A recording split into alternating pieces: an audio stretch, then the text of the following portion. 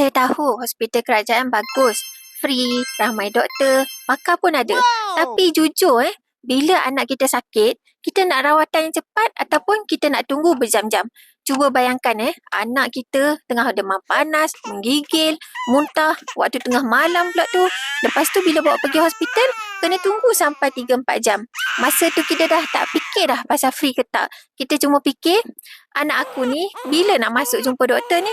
Sebab itulah saya ambil medical card. Bukan sebab saya kaya, tapi sebab saya nak pilihan. Pilihan untuk dapatkan rawatan yang cepat bila kita memerlukan. Okey? Pilihan tu untuk supaya kita tak payah nak kena tunggu, tak payah panik, tak payah nak susah hati. Kita bukannya nak salahkan hospital kerajaan, tapi kita tahu bila wad penuh, giliran pun akan jadi lambat. Oh no! Anak kita kena tunggu. Kita pun kena tunggu. Kalau korang nak tahu plan yang sesuai dengan bajet korang boleh hubungi saya. Okey? Bye. Selamat Hari Raya.